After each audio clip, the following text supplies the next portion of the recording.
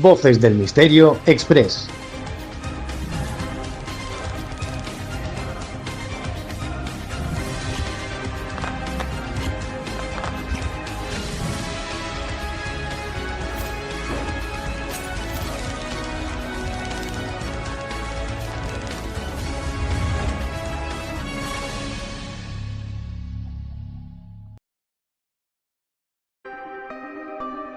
Leyendas, enigmas, fenómenos paranormales, ufología, sociedades secretas, criaturas extrañas y la parte de la historia que nunca te quisieron contar las encuentras aquí, en Voces del Misterio Express.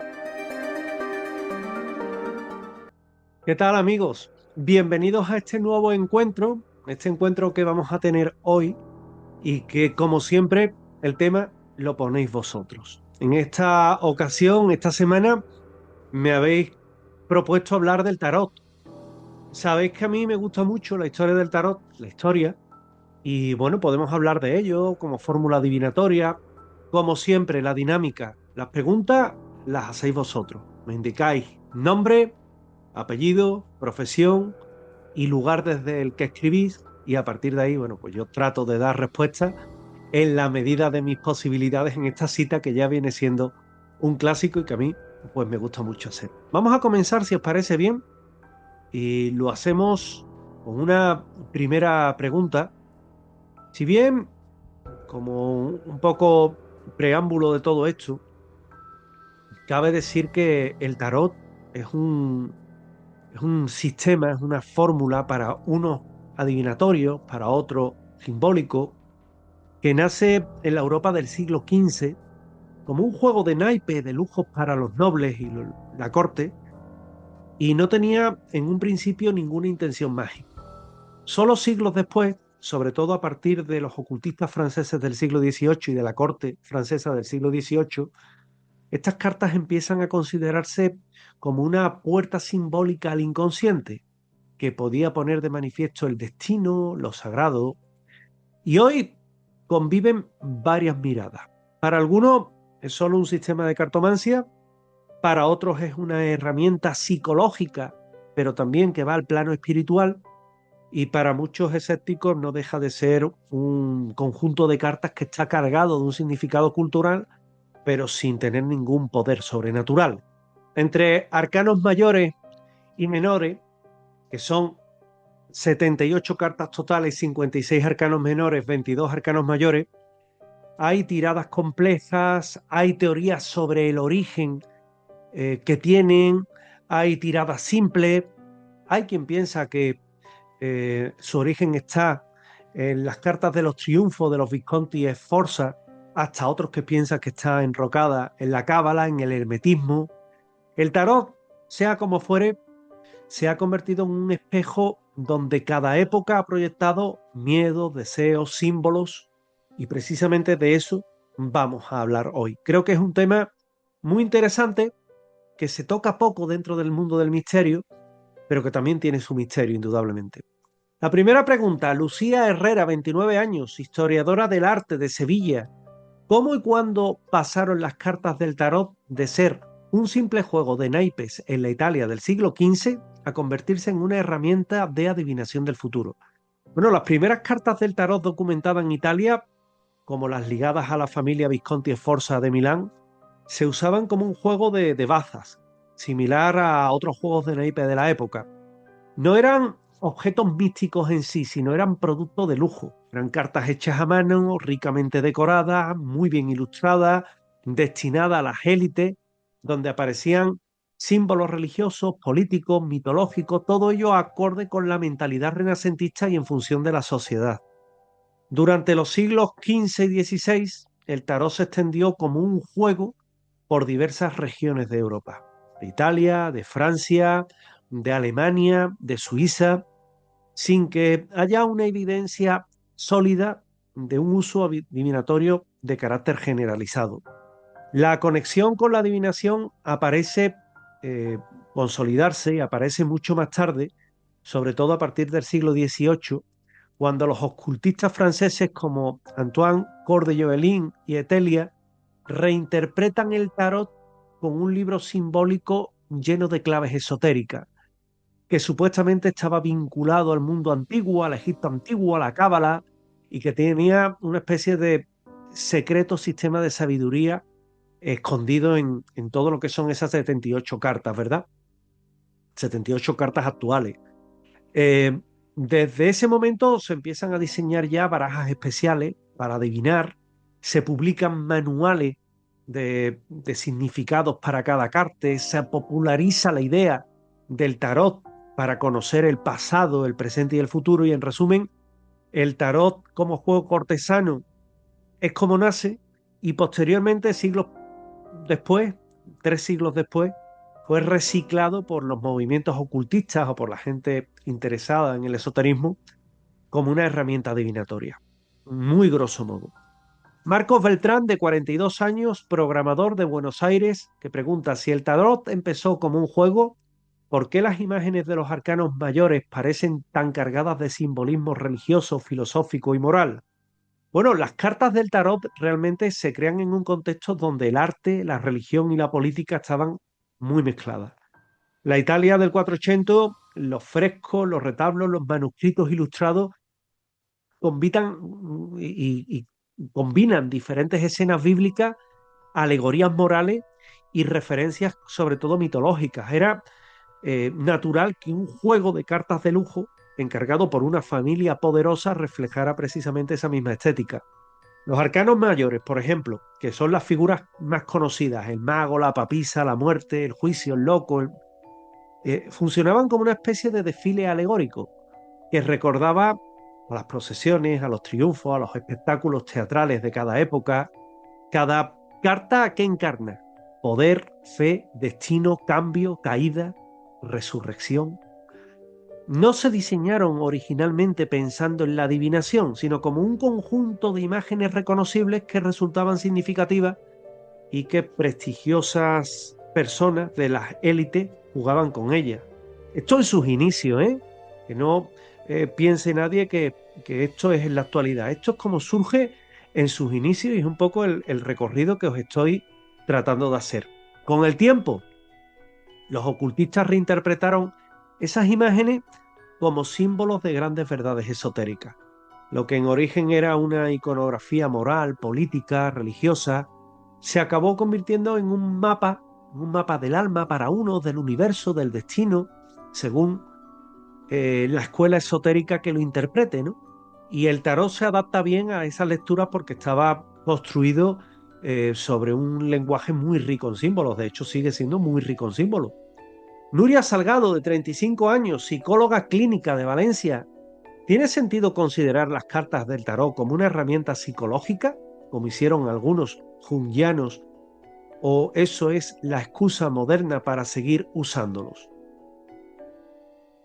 Pregunta de premio, ¿eh? Vamos a ver, te voy a tratar de responder desde una perspectiva científica estricta. El tarot no tiene validez como instrumento de psicodiagnóstico ni terapéutico.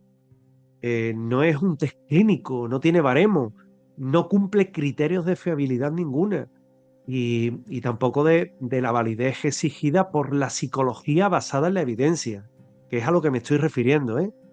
Mezclar tarot y terapia arreglada, eso es una barbaridad.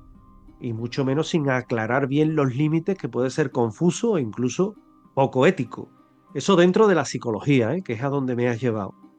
Sin embargo, desde una visión más simbólica, algunos psicólogos inspirados en Carl Gustav Jung, que sabes que de esto de todo lo que son los diferentes estereotipos y demás, sabía mucho, han usado las imágenes del tarot como disipadores o también como disparadores de reflexión, ¿no? La idea es que los arquetipos presentes en las cartas, el sabio, el loco, la muerte, la torre, puedan ayudar a la persona a proyectar contenidos inconscientes, a contar su historia y a dar forma a sus conflictos internos. En ese sentido, las cartas sí tienen una funcionalidad y se convierten en un lenguaje muy metafórico que sinceramente es bastante útil. Eso desde la perspectiva de Carl Gustav Jung.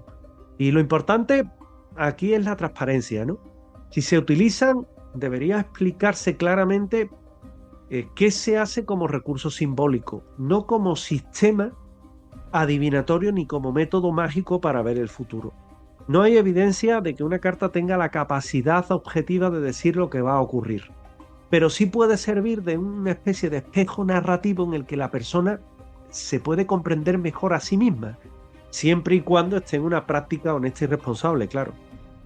Adrián Mendoza, de 50 años, electricista, Monterrey. Las tiradas clásicas como la cruz celta o la tirada de las tres cartas tienen un origen histórico preciso o son inventos modernos para garantizar la adivinación. Vamos a ver, Adrián, el tarot como juego de naipes tenía reglas de juego que son muy claras, ¿no? De hecho, las sigue teniendo. Pero no hay tiradas adivinatorias. En ese sentido, cuando surge como un juego, no como una tirada, ni había reglas para las tiradas.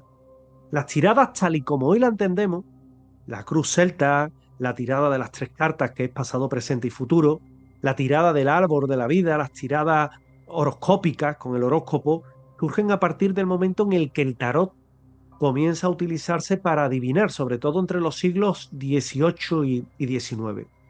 Muchos de estos esquemas se desarrollan en manuales escritos por ocultistas, por cartomantes, por sociedades esotéricas, por ejemplo, la llamada Cruz Céltica, por ejemplo, se populariza sobre todo con el tarot Rider White y se ha convertido en un estándar moderno. Aunque el nombre céltica suena más como estrategia de marketing esotérico de aquellos tiempos que a un origen real, porque los pueblos celtas antiguos es que no conocían las cartas, es que no es de su tiempo. En realidad, las tiradas son sistemas de organización simbólica. Más, menos, de una forma, de otra. Cada posición de la carta lo que adquiere es un significado. Uno para el pasado, para el futuro, los obstáculos, el entorno, el miedo. Y crea esa trama narrativa que el profesional de las cartas te va mostrando. No hay un diseño divino, ni un diseño estándar para esas tiradas. Son en este caso, convenciones históricas que se han ido consolidando porque funcionaban bien como estructuras de lectura, pero no porque tenga unas reglas. Isabel Corcuera, de 63 años, jubilada de Bilbao, que pregunta, ¿es cierto que el tarot estuvo perseguido por la Iglesia y la Inquisición por considerarse diabólico? ¿O eso es más mito que realidad? En realidad, las cartas y la religión, esa relación ha sido ambigua. Desde muy temprano hubo discursos moralistas contra los juegos de azar, el ocio excesivo, el vicio del juego.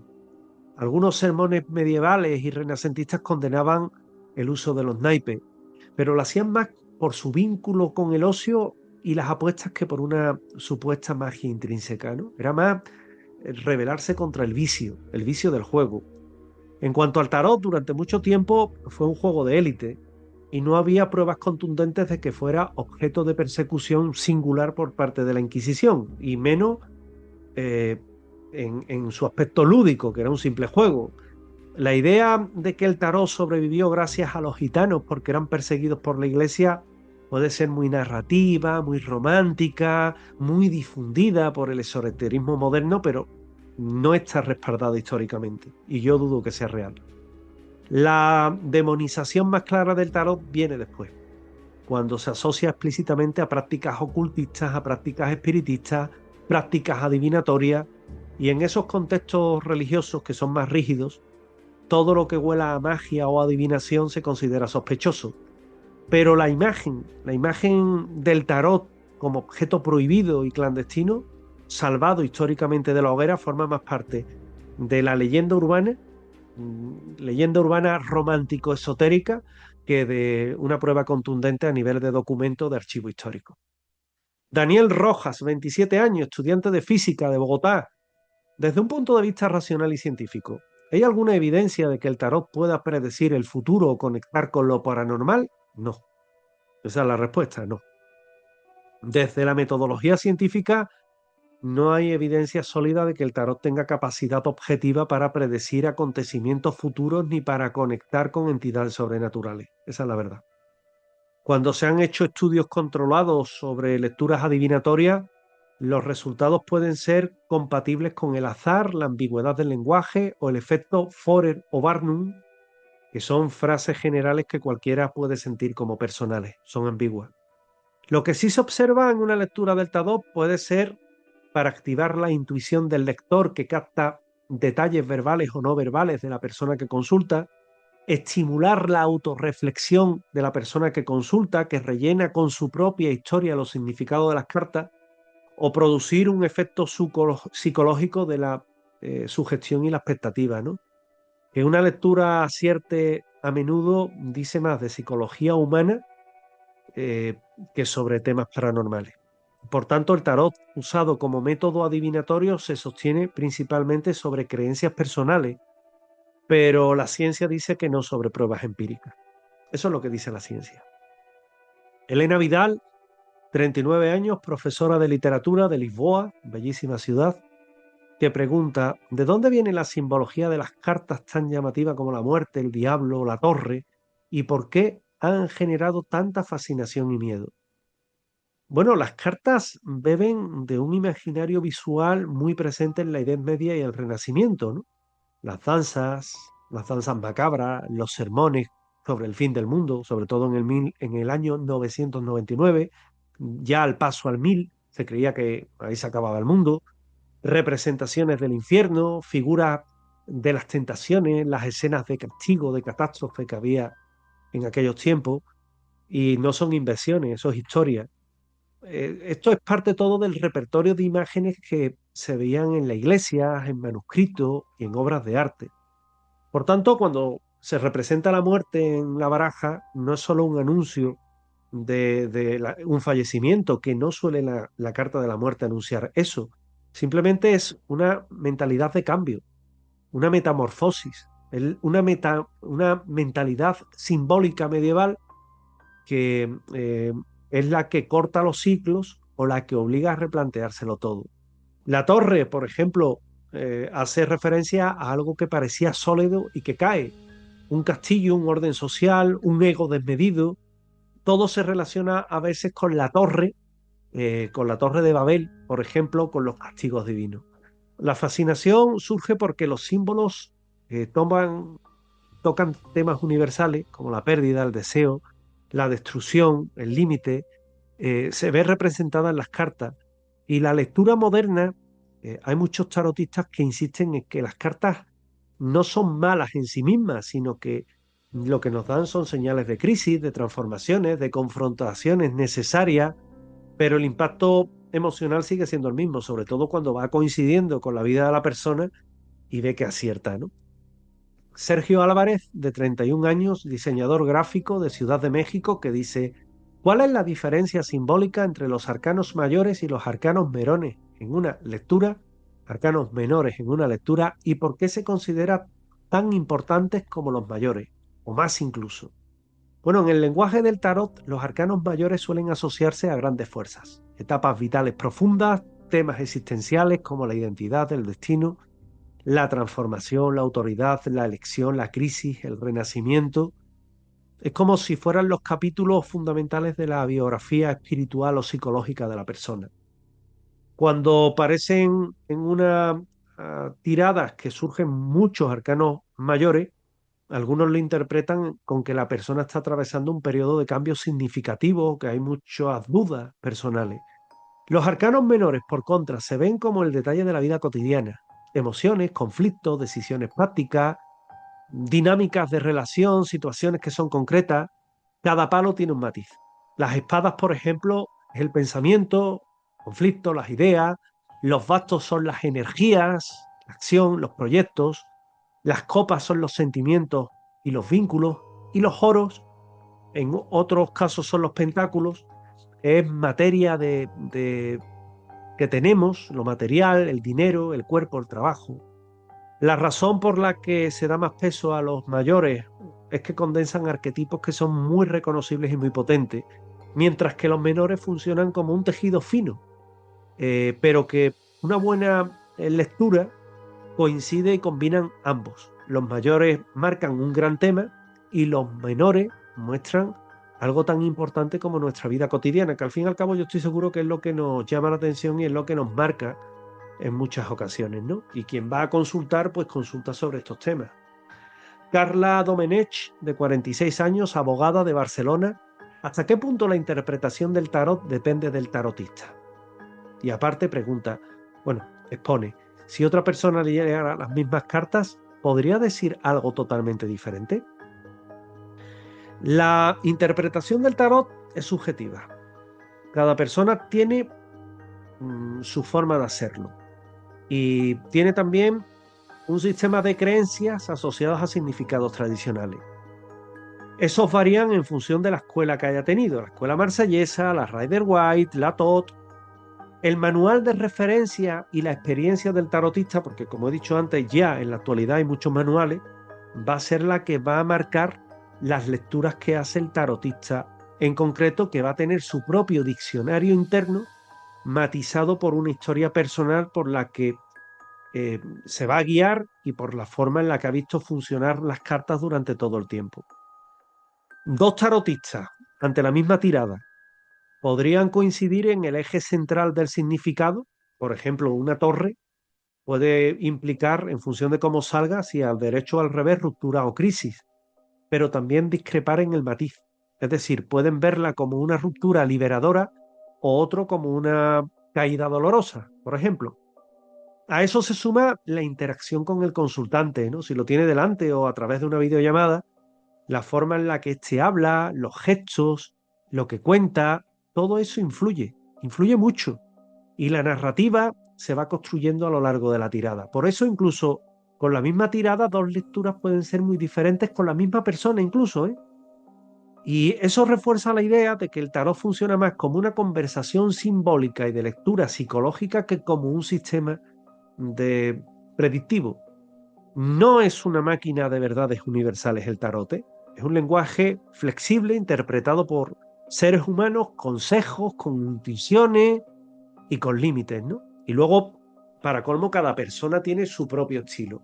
No me vale a aquella persona que diga, no, yo es que he aprendido solo o sola a echar el tarot, ¿no? Y cómo has llegado a la conclusión de cada significado y demás. No, es que mm, yo les doy mi propia interpretación. No, tienes que guiarte por una escuela y si no, por varias escuelas que sepas un poco el significado. Si no, al final todo es monótono, repetitivo y casi casi el discurso va a ser siempre el mismo, ¿no?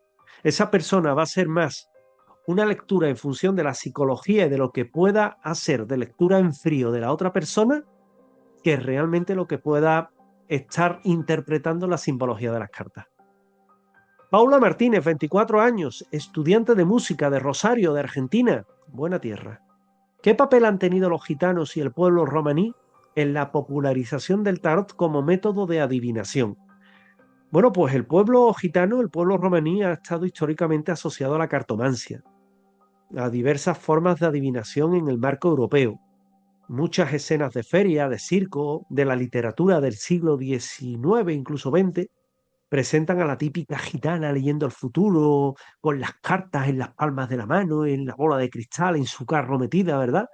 Y es una imagen que ha contribuido enormemente a vincular el tarot a los gitanos y al imaginario popular, ¿no? Históricamente los romaníes practicaron formas de adivinación con cartas, pero el uso del tarot como tal ya existía mucho antes en Europa. Es decir, no inventan el tarot, pero sí colaboran a mantener vivo y popular el uso adivinatorio de las cartas, incluidas barajas no específicamente de tarot. En muchos contextos ofrecen lecturas de mercado, también ferias, espacios marginales, que les da un papel, bueno, muy importante a la difusión de la cartomancia entre las clases más populares, ¿no? Con el tiempo, el esoterismo moderno se va a apropiar de esa imagen, mezcla romanticismo, exotización, mitos, y así el tarot queda definitivamente asociado al misterio gitano, aunque la historia real es mucho más compleja, ¿no? Óscar Ledesma, 55 años, médico de Santiago de Chile, que me dice, ¿puede el tarot llegar a hacer daño si se toma demasiado en serio una lectura narrativa o alarmista? Sí, puede hacer daño, claro. No porque las cartas tengan poder en sí mismas, sino por el peso psicológico que puede darle la persona consultante a lo que escucha, ¿no?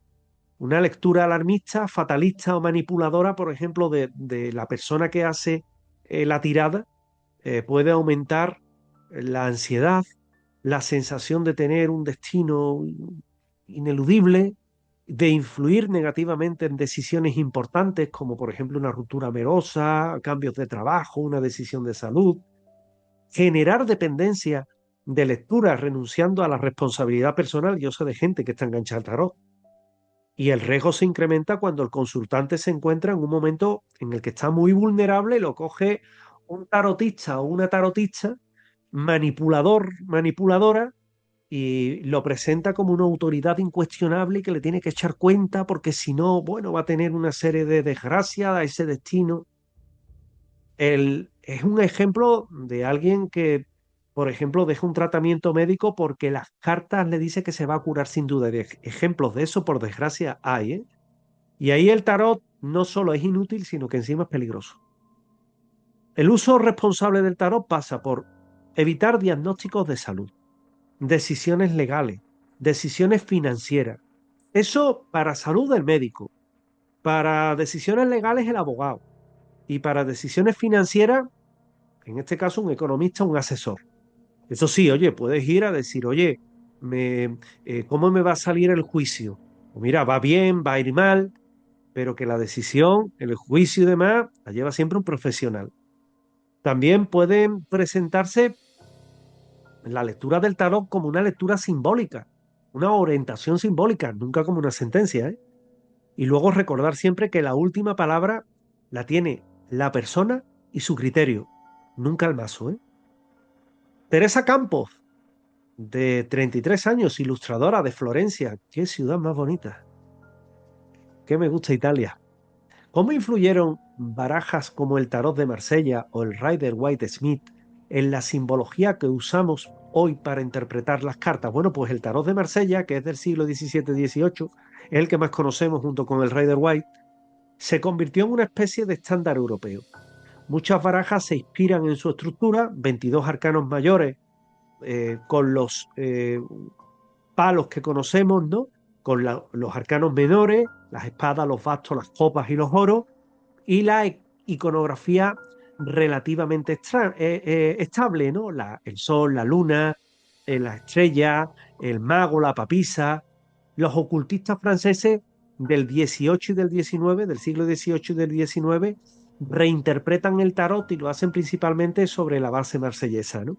Y luego el Rider Waite, que se publica en el año 1910, supuso una revolución. Fue Pamela Coleman Smith la que ilustra también los arcanos menores y ya no solo los mayores, sino esos menores y los llena de carga simbólico. Y fue Arthur Edward White el que organiza algunos significados y les da a la carta una historia visual. De ahí, de Pamela Coleman Smith y de Arthur Edward White, viene el tarot Rider Waite, el nombre. Y gracias a ello, bueno, pues los menores, los arcanos menores dejan de ser un simple conjunto de cartas, de copas, de espadas, de oro, y se conviertan en una especie de viñetas narrativas, ¿no? Eso facilita que la lectura intuitiva populariza el tarot entre un público más amplio y hoy muchísimas barajas son modernos clones o reinterpretaciones de la Rider Waite Smith. Y eso ha hecho que su simbología se haya convertido en un lenguaje estándar en el tarot contemporáneo.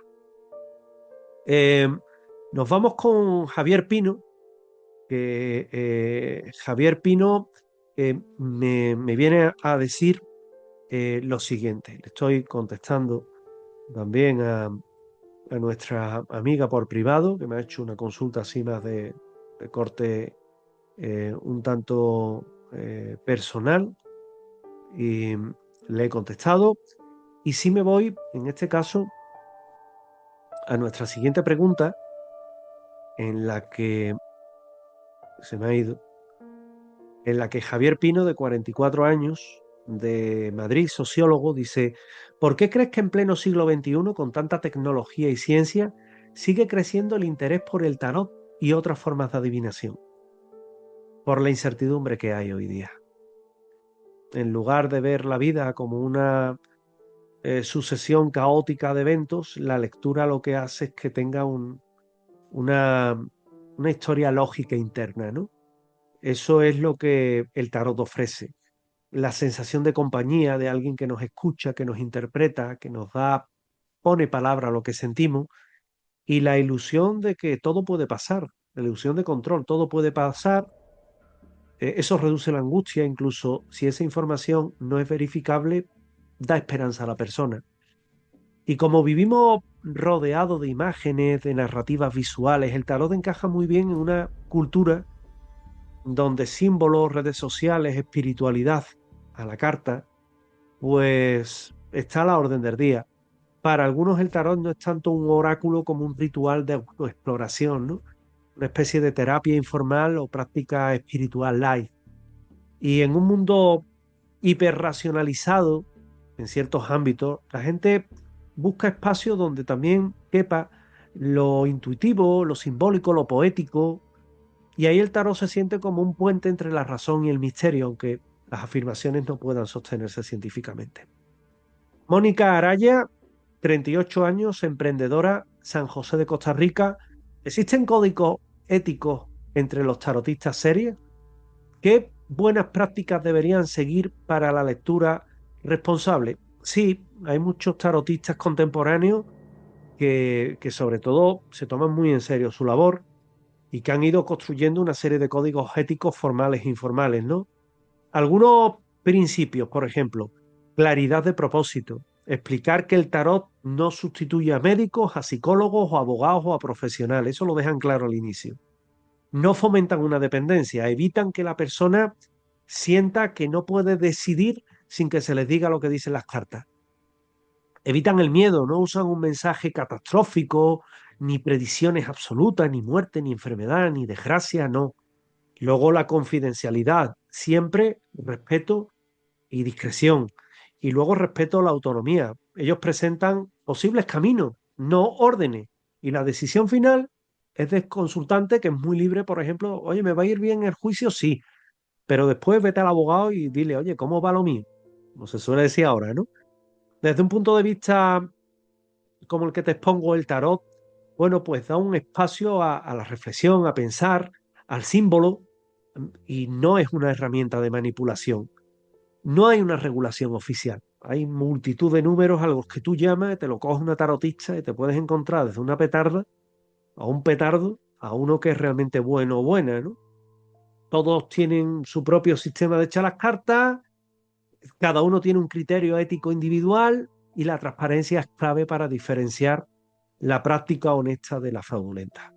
Última pregunta, Ricardo Molina, 48 años, ingeniero de telecomunicaciones de Lima, que dice, si el tarot no es real, esto de real entre comillas en el sentido paranormal, ¿tiene algún valor usarlo o debería mejor abandonarlo por completo?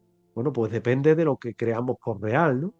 Si por real queremos decir predecir el futuro con exactitud o revelar verdades de carácter sobrenatural, entonces no hay razones sólidas para creer que el tarot lo sea, la verdad. No hay evidencia científica que respalde la existencia de poderes paranormales en cada carta. La carta en sí no tiene poder paranormal.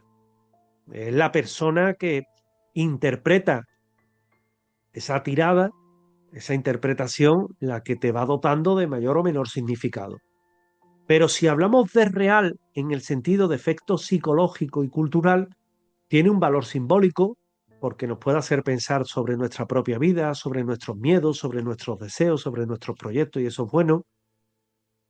Como un ritual de pausa y reflexión en un mundo en el que todo sucede deprisa, es bueno muchas veces tomarse ese tiempo y mientras que te hacen la lectura, ir pensando en todo ello y olvidarte del resto. Y como objeto cultural e histórico, bueno, es indudable que lo tiene, ¿no? Nos habla de religiones, de arte, de sociedad, de filosofía, de la mentalidad de diferentes épocas, que eso es muy importante, ¿no? La clave está en cómo se usa. Si se toma como una verdad absoluta que determina la vida, puede convertirse en un problema serio. Y si se utiliza como una herramienta simbólica, metafórica o lúdica, con un espíritu crítico, puede ser una forma creativa de autoconocimiento, que eso es muy importante, y de diálogo con uno mismo sin necesidad bueno, de creer en lo paranormal, ¿no? Es un método que es bastante curioso. Para finalizar ya con este encuentro de hoy, El tarot ha viajado desde las mesas de juego de la nobleza italiana del siglo XV hasta las mesas de lectura contemporáneas, pasando por salones ocultistas, consultas esotéricas, manuales de simbología psicológica, páginas web de tirada online. Y a lo largo de ese recorrido, las mismas 78 cartas han sido vistas como juego, como pecado, como oráculo, como mapa del alma, como una simple curiosidad estética. Yo colecciono barajas de tarot, me encantan. Pero cada época ha puesto en ellas sus preguntas, ha encontrado su iconografía y es un espejo para los anhelos, los miedos y los temores. Más allá de lo que se crea o no de su poder adivinatorio, el tarot sigue recordándonos algo fundamental, que los símbolos con los que contamos en nuestra historia pueden cambiar la forma en la que vivimos esa historia.